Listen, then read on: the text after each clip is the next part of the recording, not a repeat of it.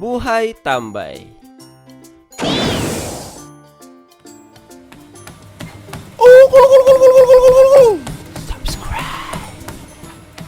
Ang buhay tambay, mga kaibigan, ay isang napakasarap na buhay.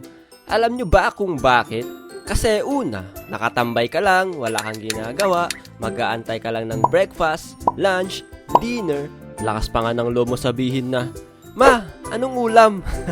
Tapos pag wala pang ulam, ikaw pagalit. Sa pang kagandahan ng pagiging isang tambay ay wala kang sinusunod na oras. Sayong-sayo ang oras mo. Kahit anong oras ka magising, okay lang. Kahit tanghali ka pa magising, okay lang. Kahit anong oras ka din matulog, okay lang. Hawak mo oras mo di ba? Wala ka ding sineset up na alarm clock para pampagising. Ang masaya pa sa buhay tambay, mga men, ay nakakasama ka sa outing, sa gimmick ng barkada, o diba, ang sarap ng buhay tambay. Bakit ko nasasabi to? Kasi, me, myself, and I is a certified tambay. After ko graduate ng high school, ay naging isa akong tambay. Syempre, with the gang. Dahil umuwi yung parents ni Mac sa probinsya, ay naging tambayan namin yung bahay nila. Sorry auntie, sorry uncle, sana mapatawad nyo kami. Isa sa mga masasayang laro namin nung mga tambay kami ay walang iba kundi ang baraha. Alam nyo ba yon? Yung playing cards na nilalaro at nakikita nyo sa mga sugarol nyong auntie at uncle. De, joke lang. Ang nilalaro namin sa baraha ay yung larong Pusoy Dos. Marami kasi way paano laruin yung baraha. May Pusoy Dos, Tong Its, Lucky 9, at marami pang iba. Pero yung Pusoy Dos talaga ang kinaadikan namin laruin. Kung sino ang matatalo ay may sapak sa mukha.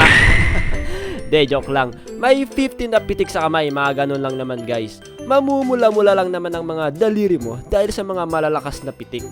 Nagkaroon kami ng PlayStation na hiniram lang namin sa kakilala. Dahil sobrang gustong-gusto talaga namin laruin yon. Di kasi namin afford yun kaya hiniram lang namin. At yun na nga, ang nakakatawa pa dyan may schedule yung paglalaro namin ng PlayStation. Kasi madami kaming naglalaro. Uy, time mo na men, ako na dyan. Wait lang boy, tapusin ko lang tong boss. Dalian mo!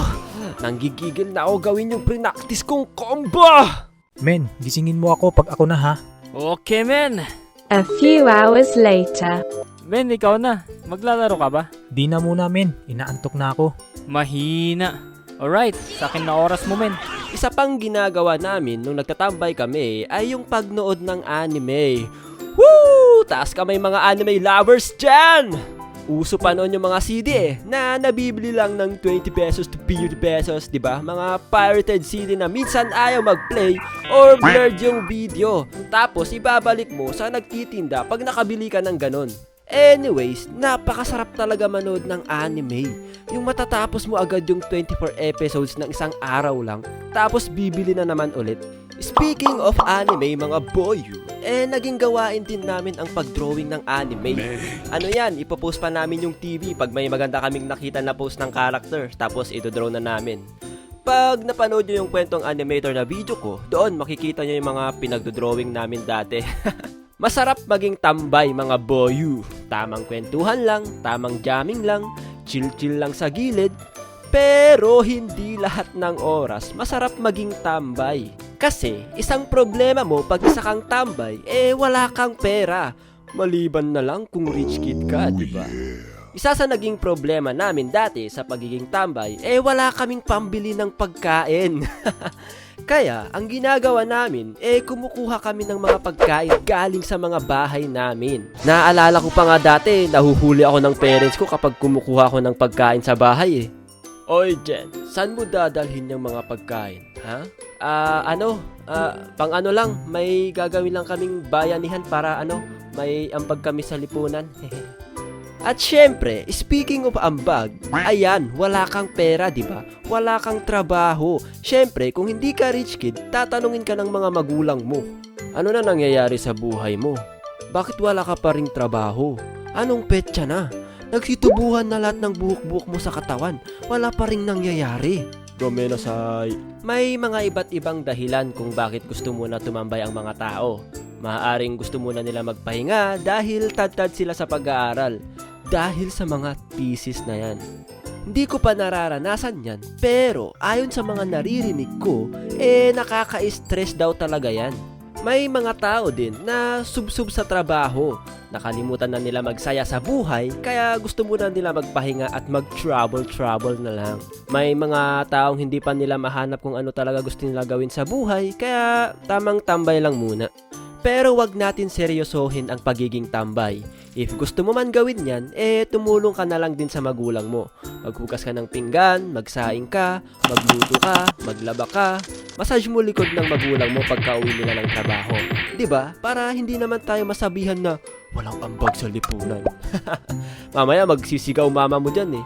Puro kayo cellphone! Hindi man lang kayo maglinis ng bahay! Aantayin nyo pa ako makauwi! Baka sa next na generation, ganito na gawin sa'yo pag sinubukan mo tumambay eh. Sunugin ang mga tambay na yan! Salot yan sa lipunan! Balatan ng buhay! Tambay? Hindi nyo ba alam na kami ang nagtuturo ng daanan kapag may naliligaw na turista sa lugar nyo? Kami rin ang nagtuturo ng bahay nyo kapag may deliver kayo sa Shopee. Kaya avail na kayo ng t-shirt merch natin. Search nyo lang ang Gen Animation merch sa Shopee. Thank you. Shoutout nga pala sa mga nag-avail ng t-shirt natin dyan kay Carl Caleb, kay Calix Darin Lagman, at syempre sa iba pang nag-avail. Mag-send kayo ng picture nyo guys na suot nyo yung t-shirt para malagay natin sa end credits. Yun lang. Bye-bye!